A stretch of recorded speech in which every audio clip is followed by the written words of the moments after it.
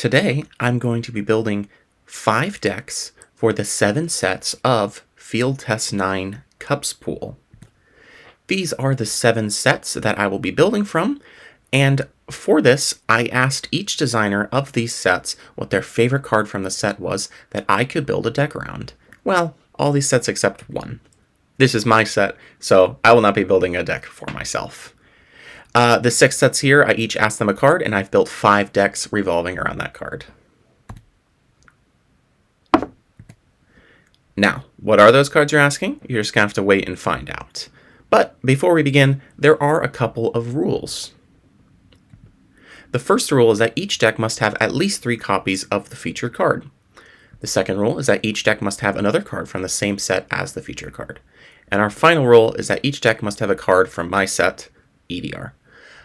More just something to keep myself into it and have it be just a bit more fun and collaborative.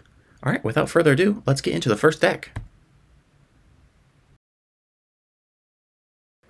Alrighty, let's get into the very first deck. This is a Stabilizer Suit deck, the favorite card named by Stasis, designer of A Better Yesterday. This deck is built around creatures that sacrifice themselves at the beginning of the end step.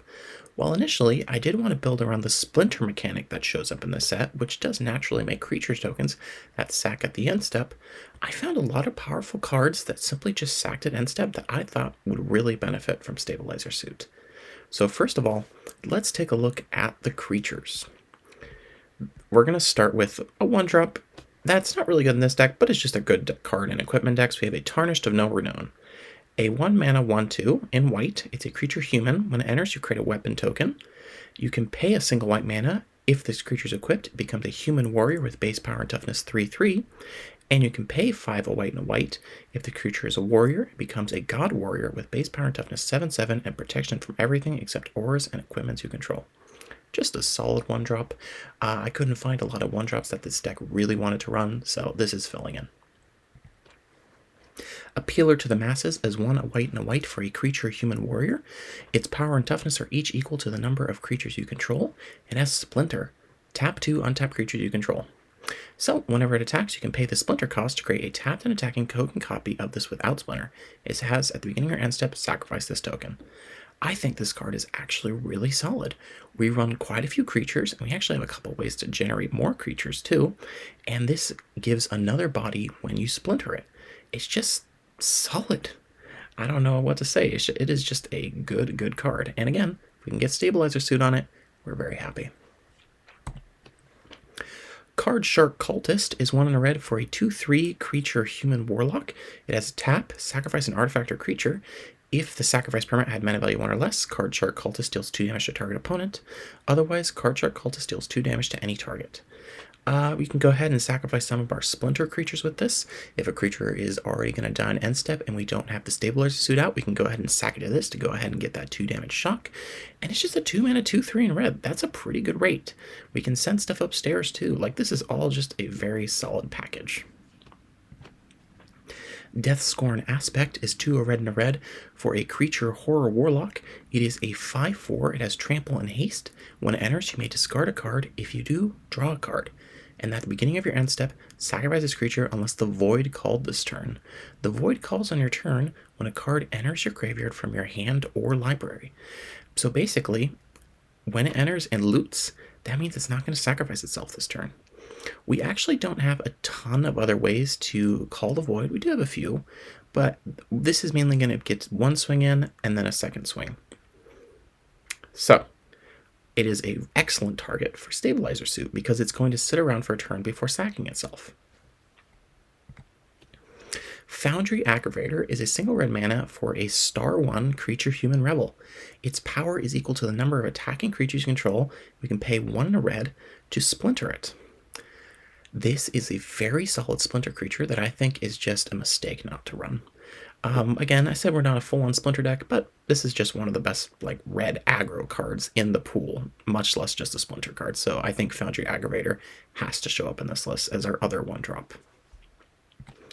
Roderica and Hugh is a white and a red for a 1/1 legendary creature mutant human.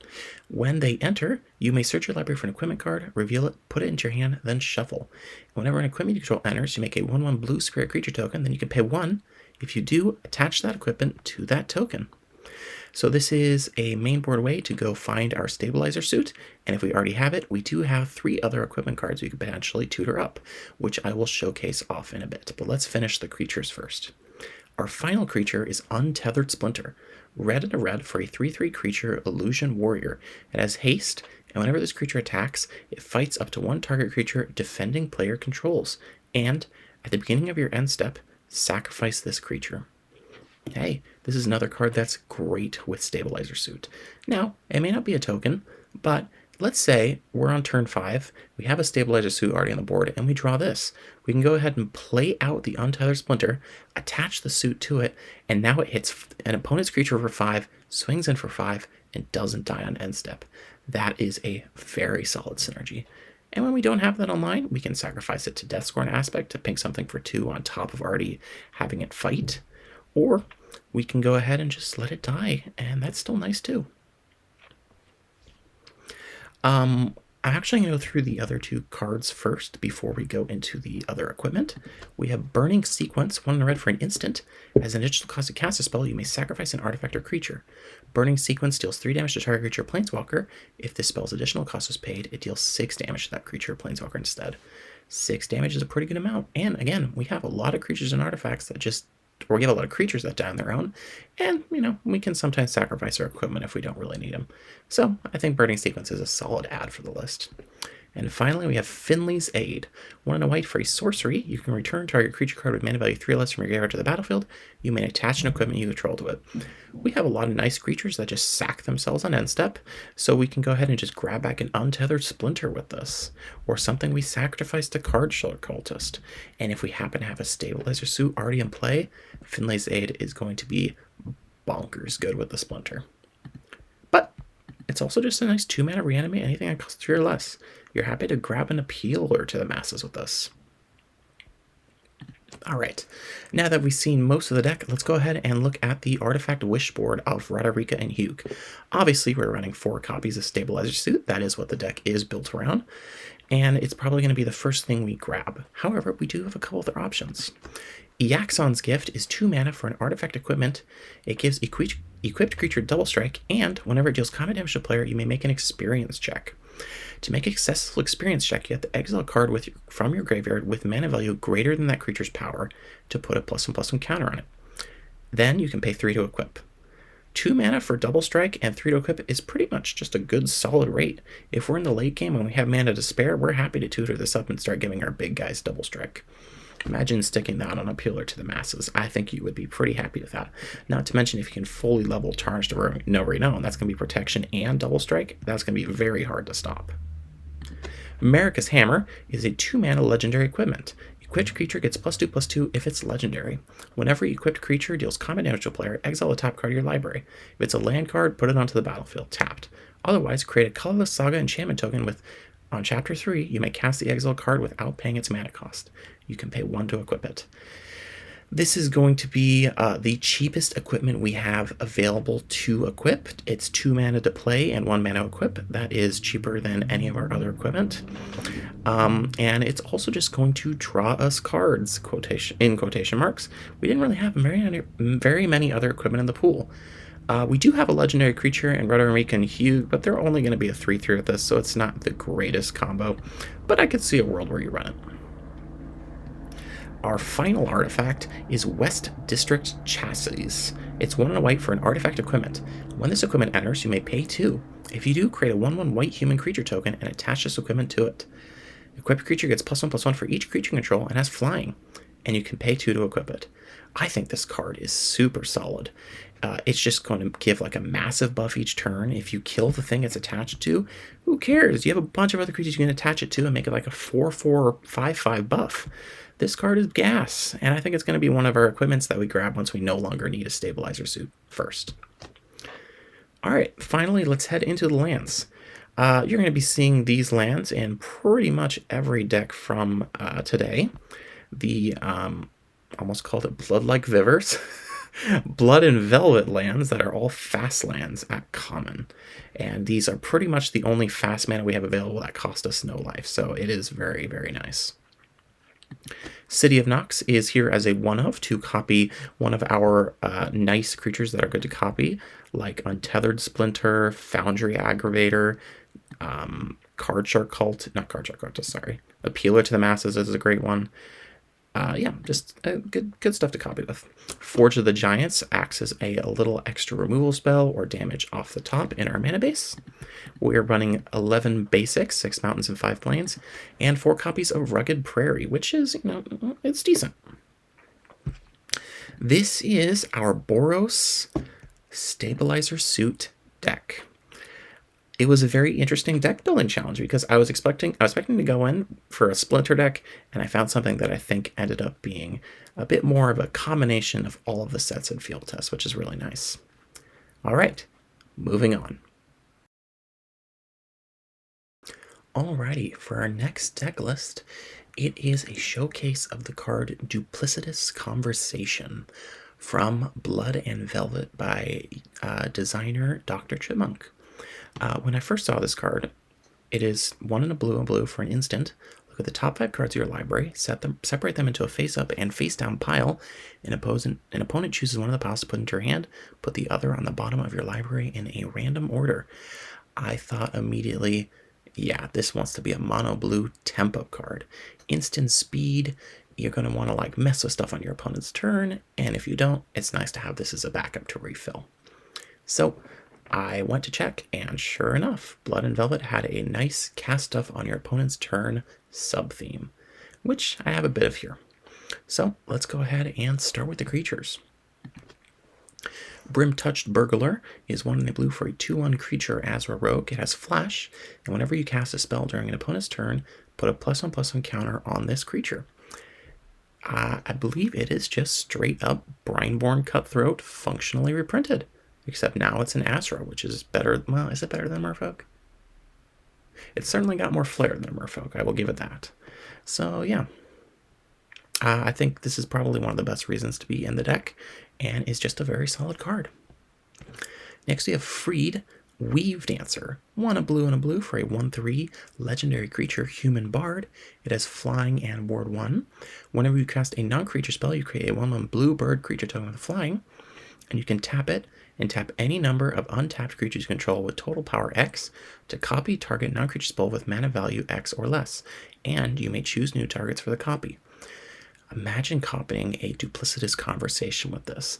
You really need to only have 2 power of creatures to copy something with this, because she'll make the 3rd power with the blue bird creature token, and we definitely have some creatures with some nice power walking around.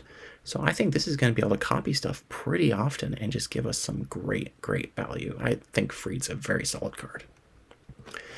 Inspired Retrofitter is 1 and a blue for a 1/1 creature, Human Artificer. Whenever it becomes tapped, you draw a card, then discard a card. And at the beginning of each end step, if you cast a non-creature spell this turn, put a +1/+1 counter on this creature and untap it. Pretty much, it's pretty similar to Brim-Touched Burglar in that it rewards you for casting spells on your opponent's turn. But if you cast them on your turn too, you're going to get even more counters. And also kind of like pseudo-vigilance. So there may be some cases where you want to save a spell to cast on your own turn rather than your opponent's, as long as it's a non-creature spell. Renala of Caria is 1 and a blue for a 1/1 legendary creature, Human Wizard with flying. Whenever you cast a non-creature spell, create a 1/1 blue wizard creature token.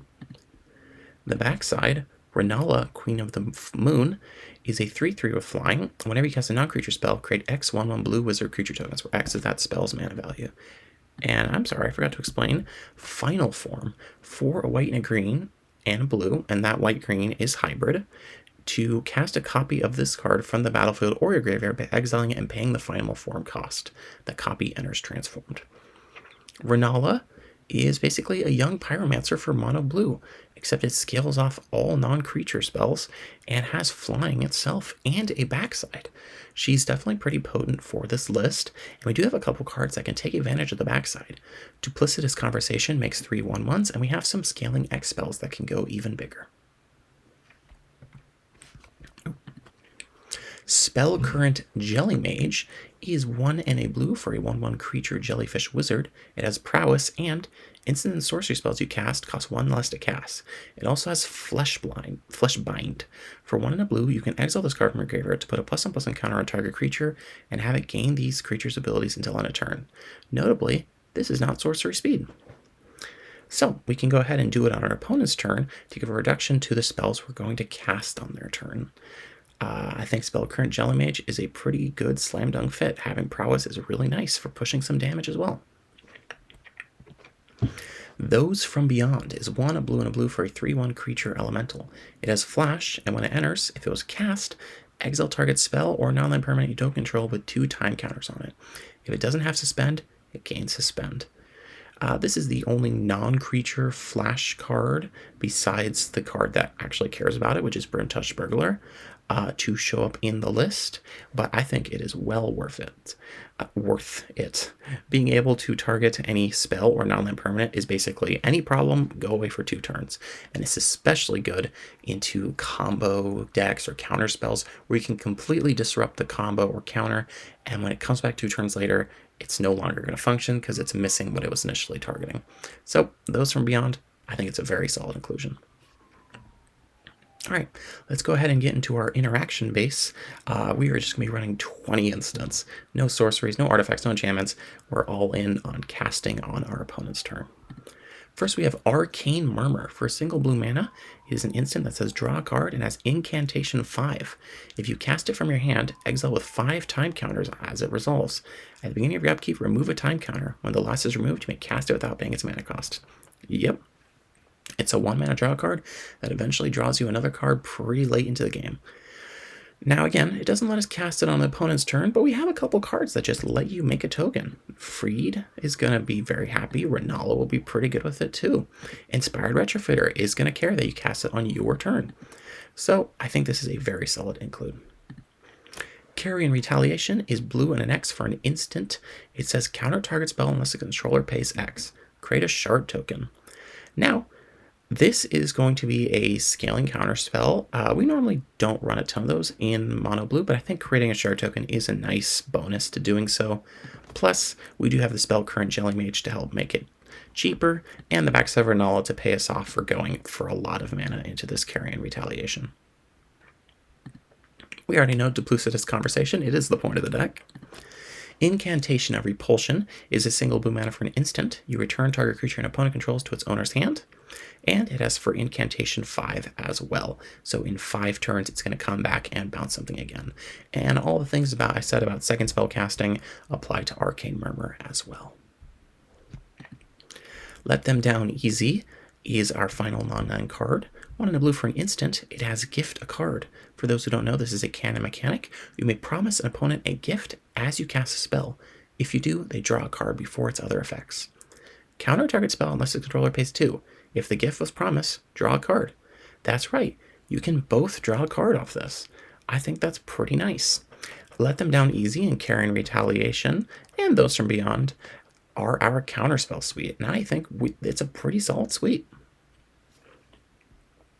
Finally, for the mana base, we run 18 islands, and then 4 discrete galleries, which do tap for blue and help us flip Renala Vicaria in the late game, and we really only need to draw 1. Alrighty. So, this was our mono blue deck around Duplicitous Conversation. This is one of the decks I would hate to face, but I am very excited to see if anyone runs it against one of my other opponents. I'm not a fan of tempo myself, but I do enjoy building it sometimes. So, let's go ahead and move on to the next deck. Next, we have Thule the Beastmaster, a card designed by Grapple for the Chronicles of Yoram expansion. This is green, a white, and a blue for a 1/3 legendary creature, Human Shaman. When Thule enters, create 2/2 green beast creature tokens.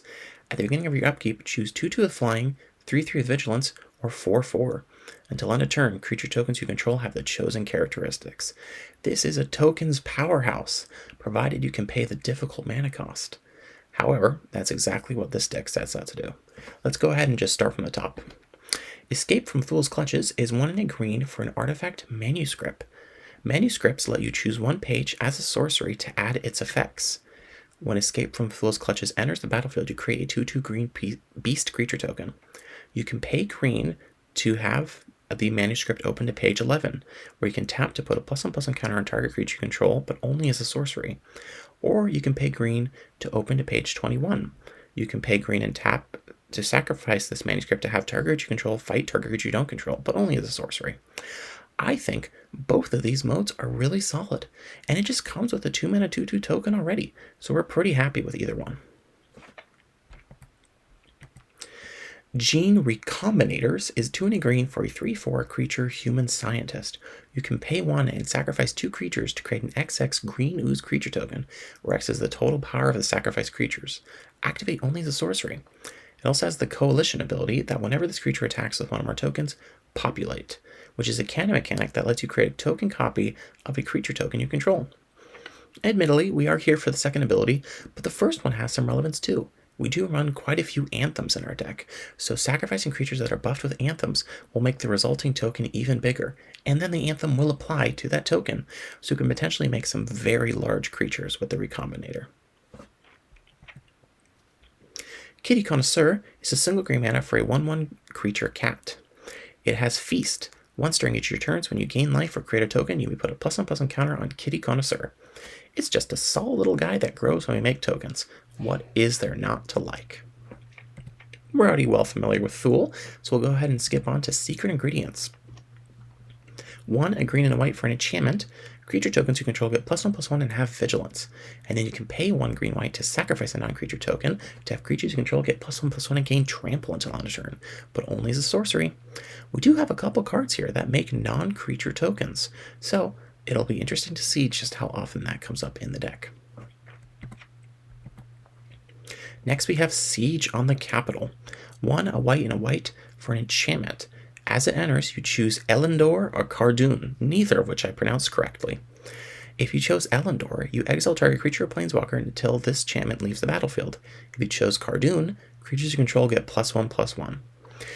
This is very similar to a card we have in Revolution. I believe it's called Casus Belli. Instead of getting both the Anthem and the exile target creature planeswalker, you have to choose. But in this case, the Anthem is better than the one over in Revolution, so I could see a situation where this performs better. Dollmaker's Refrain is a single white mana for an instant. You create a 1/1 colorless toy artifact creature token. It can't block this turn. If this spell was cast from a graveyard, look at the top X cards of your library, where X is the number of creatures you control.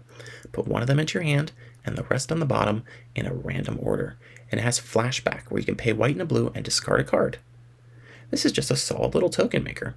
It can make a token at instant speed for 1 mana, which helps you dodge certain types of removal, and later you can flash it back for another token and to loot away a card from your hand and draw a new one with some pretty good digging, because we make quite a few tokens. We're going to skip over the lands for a moment. Next we have Pascal, Critic's Favorite. 2, a green and white for a 4 loyalty planeswalker. The +1 reads, put a +1/+1 counter on up to 1 target creature. If it's a token, put an additional +1/+1 counter on it. The -2 reads, create your choice of a 1/1 green plant creature token or a food token, then create both. And the -3 reads, creatures you control get +X until end of turn. +X and gain Trample until end of turn, where X is the number of non-creature tokens you control. This is just a very solid planeswalker, buffing one of our creature tokens for +2/+2, -2 to create 2 1/1s and a food, or the other way around, 2 foods and a 1/1, we can also do it. And that -3 is a potent Anthem. We do have not a ton of cards that actually make, let me delete that real quick, a ton of cards that actually make non-creature tokens. We do have a few, but Pascal is going to be our main option here. So I don't know how much we'll use the -3, but even just giving Trample to some of our tokens is going to be very potent when they're 4/4s. Luminous Reinforcements is 1 and a white for a sorcery. As you create 2 1/1 white human knight creature tokens, and has Incantation 3. If you cast it from your hand, exile with 3 time counters on it as it resolves. At the beginning of your upkeep, remove a time counter. When the last is removed, you may cast it without paying its mana costs. And it's 2 mana for 2 2/1s. 2 1/1s. Two 2/1s would be kind of busted. Two 1/1s, and in 3 turns, you're going to go ahead and get another two 1/1s. This is just a really solid Raise the Alarm. Sorcery speed is not the greatest, but hey, we work with what we have. Rushed Production is 1 white for a sorcery that creates two 1/1 colorless gnome artifact creature tokens, and if a red was spent to cast a spell, they gain haste until end of turn. Unfortunately, we have almost no ways of getting red, so this is pretty much just going to be another Raise the Alarm for the deck. We do want quite a few to synergize with Thule. Going through the mana base, we have 4 copies of Fabled Manor. It was, of course, made to work pretty well with Thule. It is a Plains, so it's always going to tap for white. As it enters the battlefield, you may reveal a white card from your hand that's 2 or more colors. If you don't, it enters tapped. You can pay 1 life to add green or blue. Just to go over some of the white cards that we have that are multicolored, we of course have Thule, Secret Ingredients, and Pascal. That is 10 different cards that this can potentially have enter untapped. Very good for a tricolor card. We're running 2 copies of Forest, 1 of an island, and 3 of a plains. We have 2 copies of Ruin-Strewn Precipice. It is a land that enters taps and adds a green or white. You can pay for a green and a white and discard it to create 2 2/2 white night creature tokens. We have Seaside Citadel. It is just a tap land that adds all of the colors of our deck. We're running 4 copies of Shaman Village. It is a land that enters tapped unless you control 2 or more other lands. You can tap it to add white mana, and you can pay 1 and a white, tap it, and sacrifice a token to put a +1/+1 counter on each creature you control. We have plenty of tokens, and we go plenty wide, so this is pretty much always going to be a good draw for us. We are running 1 copy of the Haligtree. It is a legendary land that taps for colorless. We can pay 2 and tap to exile a creature card from our graveyard to make a 1/1 white orb cleric creature token. It can't block this turn. And we can pay 4 and tap to exile a land card from our graveyard to create a tapped colorless land token named Everywhere that is every basic land type. This does technically make non-creature tokens for cards like Pascal and Secret Ingredients, so it's good to keep in mind. Finally, of course, we do have our fast land Thriving Tower. Had to have it. Those fast lands are key to our aggro decks like this. So, this was my best attempt at making a Bant tokens deck for Thule. It was quite a challenge, but I do think I managed to make something that is quite interesting and takes advantage of Thule's very powerful second ability here. Alrighty, moving on. Our next deck is based around Gastronomical Hubris from Mervu. Oh my god, how do I not know how to pronounce this? Mervo? I'm gonna go with Mervo. By designer Matt. It's 2 and a black for an enchantment. It enters with up to 3 hunger counters on it. And during your upkeep, you lose X life and choose up to X, where X is the number of hunger counters on this enchantment. The first mode reads, target creature gets -1/-1 until end of turn. The second mode creates a 1/1 green plant creature token, and the third mode creates a food token. I was a bit stumped initially on how to make a deck for this, but then I figured it out. Token Aristocrats. What better way to use all these 1/1s and food tokens that we're generating than to just sack them away? One thing I like about this design is that the food token can actually gain back the life we lose with this if we go for all 3 modes. And, I mean, believe me, I want to go for all 3 modes, but the -1/-1's not always going to be needed, so it'll either usually be 2 or 3 life for this one. Alright, let's go ahead and just get into the list. Starting with Ebo, Eternal Martyr. White and a black for a 2/2 legendary creature human cleric. Creature tokens you control get +1/+1.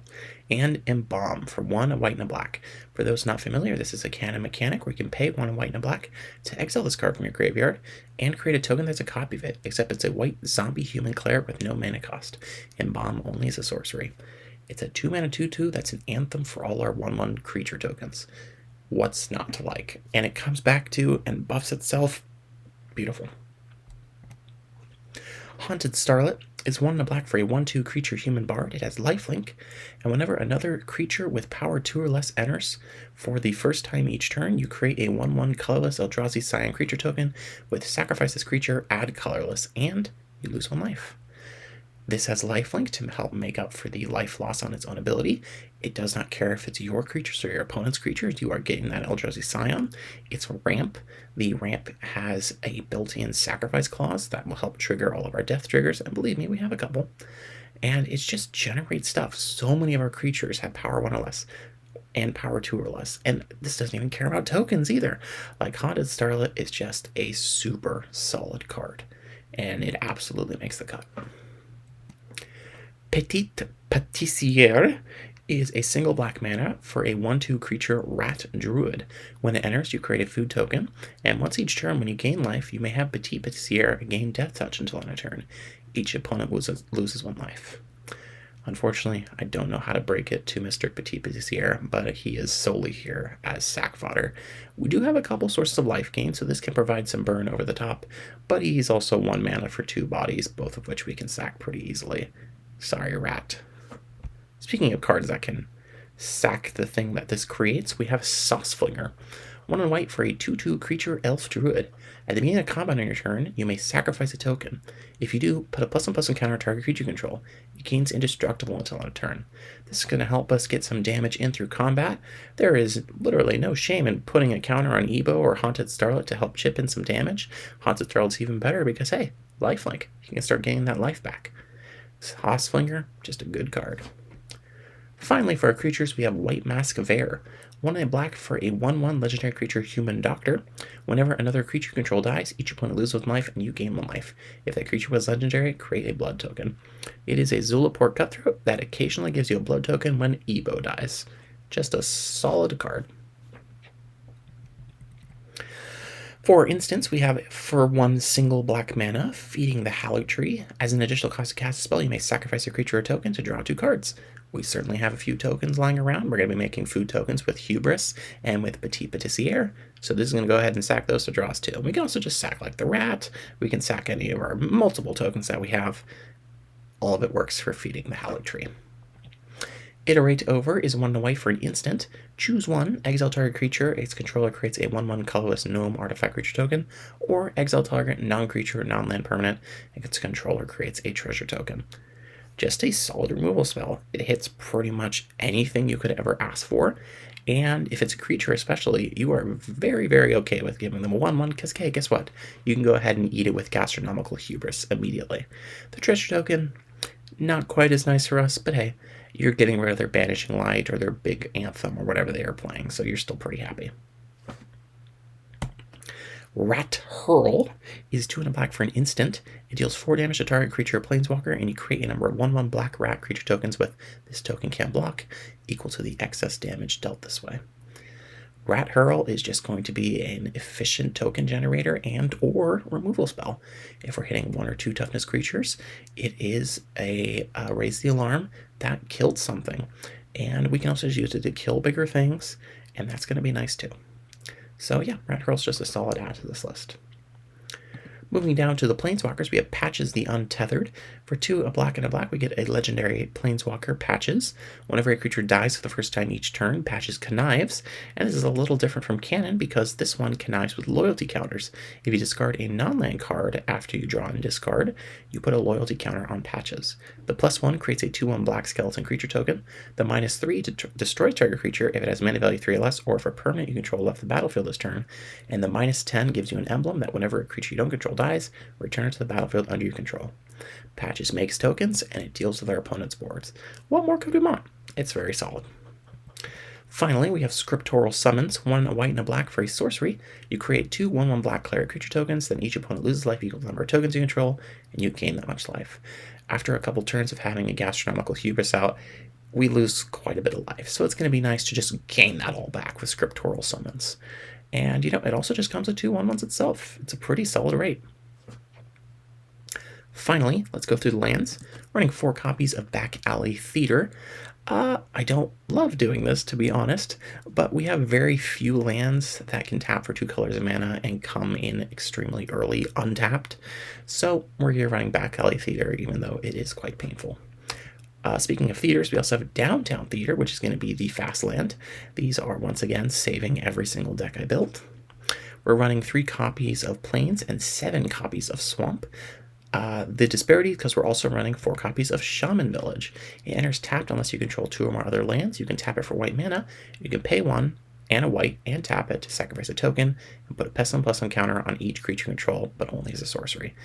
We're going to have Creatures of Plenty, and that token sacrifice is nice because we can get rid of our food tokens, our 1/1s that can't block, You just get rid of tokens in general. It's nice. And finally, we're running one copy of the Hallowed Tree. It's a legendary land that taps are colorless. You can pay to tap it to exile a creature card from your graveyard and make a 1/1 white orb cleric creature token that can't block this turn. You can pay for and tap it to exile a land card from your graveyard to create a tapped colorless land token named Everywhere that is every basic land type. All right, that is our Orzhov Gastronomical Hubris deck. This is going to be hopefully a grindy list that kind of like maneuvers around sacrificing stuff each turn, fueled by hubris making you tokens each turn. I hope you enjoyed, because now we are on to our final list. For our final deck list, we have quite a doozy. We have a 90 card deck, and it's actually a combination of two different decks here. You see, initially, I was building separate lists for the two different for the two different designers that made these two last sets. However, I was thinking about it, and I realized both of the cards that they asked me to, or that they said were their favorite, are actually pretty much best friends. So first of all, we have Something in the Soil from Stirrings of Goldport. 1, a black and a green for a sorcery. You get a soil counter, and then you mill X cards, where X is twice the number of soil counters you have. When you do, you may return a permanent card mana value X less from your graveyard to the battlefield, and a deck can have any number of cards named Something in the Soil. This, even on its first cast, mills 2, then returns a card with mana value 2 or less, and believe me, you take advantage of that. But it's just a solid rate, and the fact that it just gets exponentially better and better and better, and you can run a bunch of copies of it, is very cool. The other card of the list is the Clatter Crew. 1, a black and a green for a 3 loyalty planeswalker. As long as the Clatter Crew isn't on the battlefield, it's a 1/1 skeleton creature in addition to its other types. You can +1 to mill a card and create a map token. You can -3 to destroy target non-land permanent.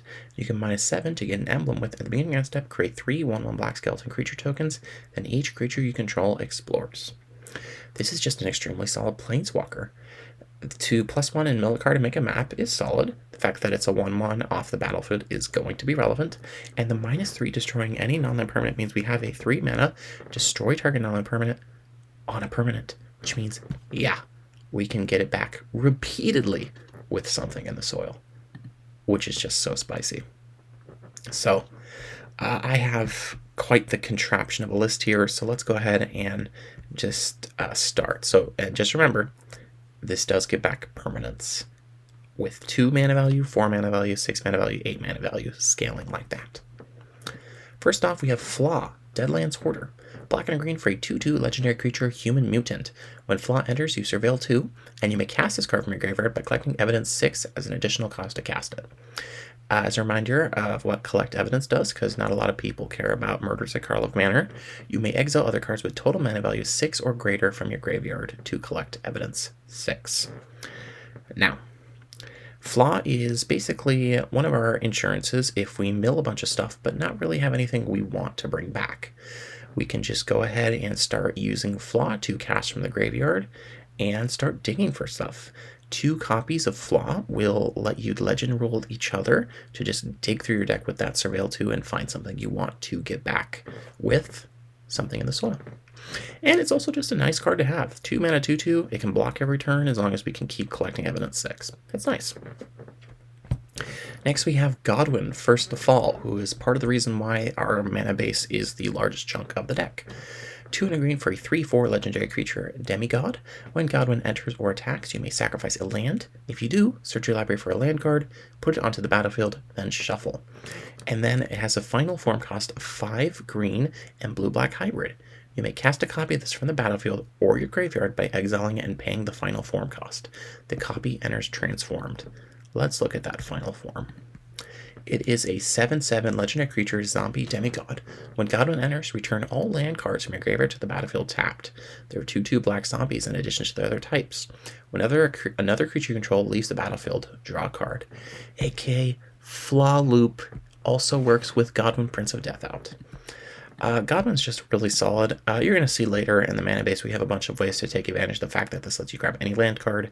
But for now, He is just a solid value card that you can go ahead and get back off your second cast of something in the soil. Lich's Confidant is 1 and a black for a 2/2 creature zombie wizard. At the beginning of upkeep, choose 1.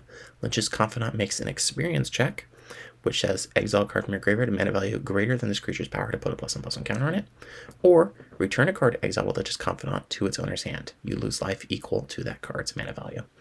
What Lich's Confidant lets us do is cycle 1 copy of something in the soil over and over again if we find we cannot draw more or we are milling all of our copies, because of course something in the soil is the 1 card in the list that we cannot get back with something in the soil.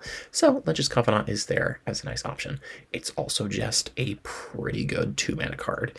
Grows to like a 3/3 or a 4/4. We have expensive cards that we can exile past 3 mana. And it also just gets them back to our hand. We have some powerful cards here that we want to get back after we discard them or mill them early. Speaking of one of those cards, we have Lich Dragon Fortisax. 4 and a black for a 4/4 legendary creature, Elder Dragon. It has Flying, Death Touch, and Lifelink, and Converge. When Lich Dragon Fortisax enters, return target creature card with mana value twice X or less from your graveyard to the battlefield, where X is the number of colors of mana spent to cast a spell. It gains, when you don't control a dragon, sacrifice this creature. Just a solid reanimator spell. We do have some ways in our mana maze to add mana, because we're normally a Golgari deck, but we do get rewarded for going for 90 cards in our mana base. So if we can get this up to 4 colors of mana spent, we have a very potent reanimator target. But we also have just some powerful cards we can reanimate otherwise. Godwin is great to reanimate this because once you final form Godwin, you no longer care about having Fortisax around. We have a 4-drop that is really good in this deck. That Fortisax gets back just with our normal mana base. And again, it's just a 5-mana 4/4 Flying, Death Touch, Lifelink. It's solid. Lucent Playwright is the main best reason to be running 90 cards. 2, a black and a green for a 3/4 creature Human Bard. When Lucent Playwright enters, if your starting library contained at least 30 more cards than the minimum deck size, search your library for a card and veil it. Then shuffle. To veil it, put it on the battlefield face down as a 2/2 creature. You may cast it while it's attacking. If it's a creature, enters tapped and attacking and keeps counters and blockers. That's right. It's just a 4-mana 3/4, and it's also a 2/2. 4-mana 5/6 in this deck. That's great. And lets us grab any card we want. If it's a creature, we can go ahead and put into play tapped and attacking. That means Lich Dragon Fortisax gets its ETB. Another card's going to get a very powerful ETB. Godwin can get an ETB. That's pretty good. And it can also just be stuff like the Clatter Crew. It doesn't specify we can grab creature cards. We can just cast it and have a non-land card and just save it from an attack and play the card. It's great. Next we have Millenniapede. 6, a green and a green for an 8/8 creature Elder Insect. When it enters, return up to 1,000 target permanent cards from your graveyard to your hand. And you can pay 1 in a green and to discard this card to mill 3 cards and put permanent card from among the milled cards, or from among the cards milled this way into your hand. So we're mainly playing this for the 2-mana activated ability, but if it ever comes down the late game, our graveyard is going to be so full and we're going to get so many things back. So this just being an 8-mana 8/8 on top is going to be so good. And again, 4 casts of something in the soil to get this back. Or 4 colors into Lich Dragon Fortisax. I think this is going to be an extremely solid linchpin of this deck. Finally, we have Underworld Guide. Black, green, green for a 4/4 creature zombie horse. Whenever one or more cards leave your graveyard, Underworld Guide gains trample until end of turn. And whenever Underworld Guide deals combat damage to a player, return target card from your graveyard to your hand. It also has Flesh Bind for black and a green. You can exile it from your graveyard to put a +1/+1 counter on any target creature and have it gain all of these abilities until end of turn. And it is not sorcery speed. This card is super freaking good. 2 mana, Fleshbind from the yard to go ahead and just put on any creature that gets through for combat damage means you get any other card back from your graveyard and an additional +1/+1 counter. And it's also just a good card by itself. It's a 3-mana 4/4 that buys back a card every time we hit a player, and if we're using something in the soil every turn like we want to do, it's basically always going to have trample. This is just made for this deck. It's a good-ass card. Moving on to our enchantments, we have Godwin's Fall, 1 and black for an enchantment with flash. When it enters, each opponent sacrifices a creature, and you can pay 1 and black and discard a card and sack this enchantment to return target creature card from your graveyard to your hand. Hey, we are more than happy to do that because we're going to go ahead and grab Godwin's Fall back with something in the soil every single time. We can go ahead and just sack it away, bring it back, sack it away, bring it back, and be very happy with that play pattern. Or we can use the discard mode to put something we want to bring back instead into the bin. Godwin's Fall is exactly what this deck wants. Mycelial Domain is the 1 and a green for an enchantment aura. It enchants a land. Whenever enchanted land is tapped for mana, its controller adds an additional green. It can pay X and a green to have the enchanted land become a copy of target creature card in your graveyard with mana value X or less until end of turn. Activate only as a sorcery. Now, admittedly, we don't have the best targets here. I mean, it's nice to grab like a 4/4 flying Death Touch lifelink. It's nice to go ahead and sack something to go fetch up the land. You know, we can, what was the last one? Just hit for an 8/8. Or, you know, get something back from our graveyard. But the main thing is that this actually gets back off something in the soil, which is nice and has additional graveyard value. So it gets in. All right, so that is every non-land card in the list. Now let's go through the land wish board for Godwin. First, we're running City of Nox. Again, there's some good cards to copy here, and doing it from the mana base is quite nice. Crumbling Fair Missoula is a legendary land that we are running 4 of because it is a sack land. Whenever you cast a dragon spell, you may exile this card from your graveyard. If you do, create a token that's a copy of it, and we can tap, sacrifice it to search our library for a basic, put it on the battlefield tapped, then shuffle. I'll be honest, I would probably run this card without a single dragon in the list, but luckily we have 3 copies of Fortis Sack, so we don't have to worry about that. This card is pretty much just here to make sure there's always a land in the graveyard for something in the soil to have access to. Destiny's Horizon is a colorless land that taps for colorless, and you can pay 3 and tap to draw a card, but only if you spend 3 colors of mana to activate the ability. Trust me, we have 3 colors of mana. We're running 4 copies of Forest and 4 copies of Swamp down here. We have 3 copies of Path from Duncaster. It is a path, it enters tapped. You can tap to add black or green, and has Traverse 3. Tap any number of creatures you control with total power 3 or more, traverse this path and sacrifice it. Traverse only as a sorcery.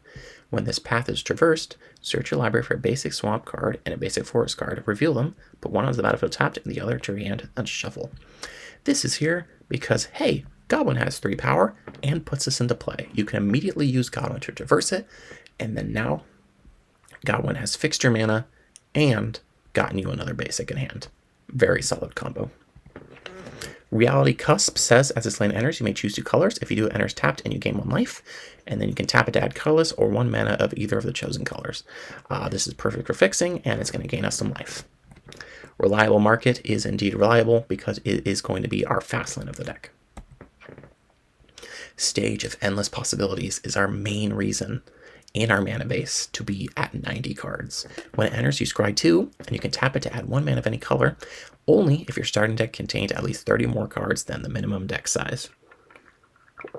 That is right. Any color, no other downside. Just run a 90 card deck. Hopefully, this is the answer. Like I said, we're running 4 swamps. And then we are running every single tree in this list. We have the Erd Tree, a legendary land that taps for colorless, and you can pay 2 and tap it to tap an untapped legendary creature control to add X mana of any one color, where X is the tapped creature's power. We do run a couple legendary creatures, Lich Dragon Fortisax, Flaw, and Godwin, though the only ones that actually generate mana are Lich Dragon and Godwin. If we're in the late game, we can go ahead and Final Form Godwin, flip him into a 7/7, and then use the Erd Tree to go ahead and generate a bunch of mana off that to use on whatever we would like.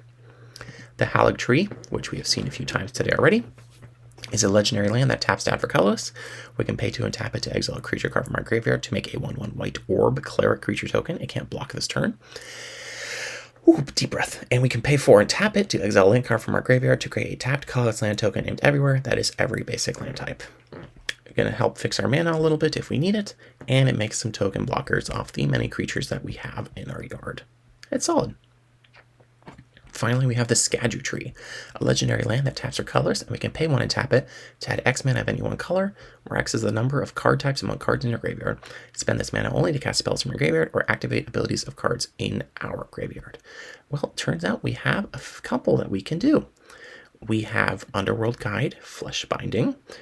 We have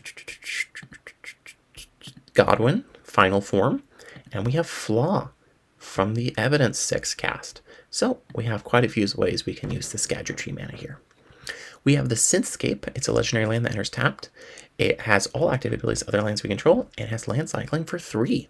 So you can go ahead and grab any other copy of a land in our list. So if we don't have a Godwin, we can rely on the land cycling to pull us through. And we have some pretty good lands to copy here. Finally, we have 2 copies of What Remains of Frossenhold. It is a land that taps or colorless. We can pay 5, and until end of turn, it becomes a 4/4 Eldrazi creature. And whenever it attacks, you may discard a card. If you do, put a +1/+1 counter on it and draw a card. Solid. A 4/4 man land that grows and filters our hand. We like it. Alrighty.